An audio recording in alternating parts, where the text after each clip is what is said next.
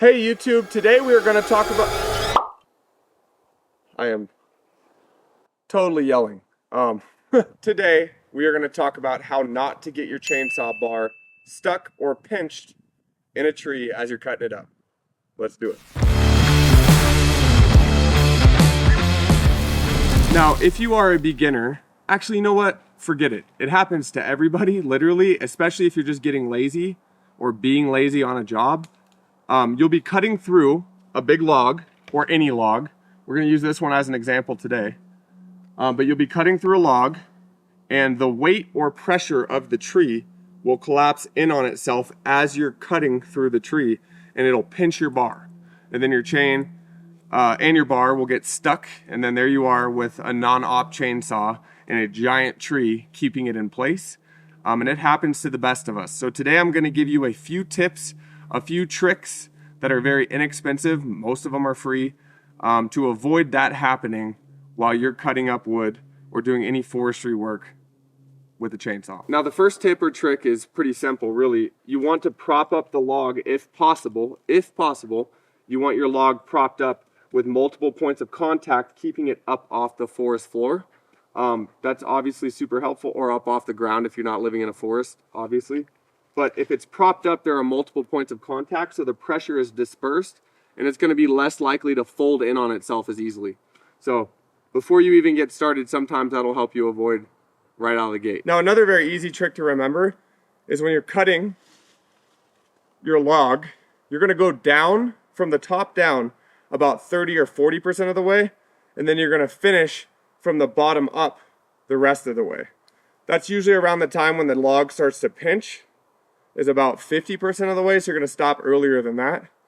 So again, you're going to cut down about a third of the way through and then finish the job from the bottom up. Now remember, cutting from the bottom up holds a lot more risk for the chainsaw bucking on you, so just be super aware, be careful, keep that forearm near the brake, just in case you need that chain brake.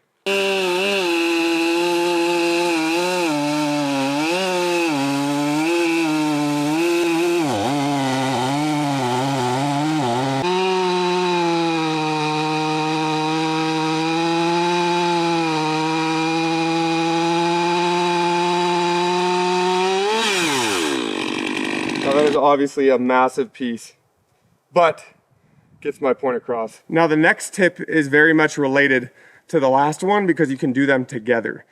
So when you cut that top third of your down cut, you can stop and reverse your motion back up so that it leaves a wider bored out gap. That way it's less likely to pinch.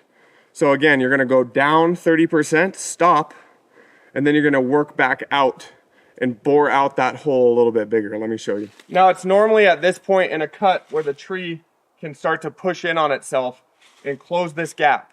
It'll close this gap and then your bar's pinched and you can't get your chainsaw out. That's what I'm talking about when I say bore it out. So now we're gonna bore it out much bigger so that gap is larger.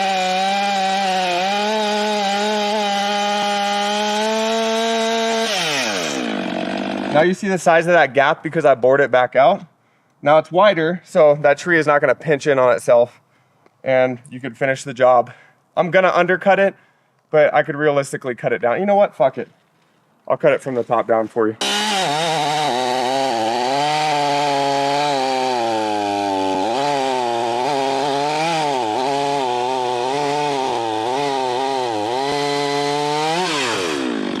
Now the next one is quite obvious, but a lot of people don't buy them or do it.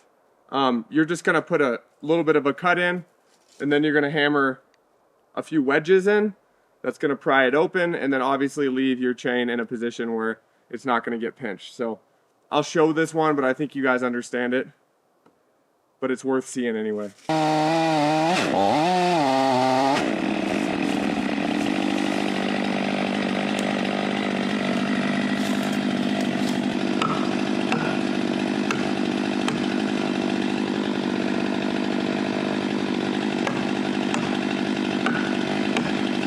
You can see the gap, that top cut is bored out quite a bit wider just from these plastic wedges being thrown in there. So super helpful. Obviously they're mainly for felling trees, but if you already felled the tree, then you have them on hand ready to go for this. So it's perfect.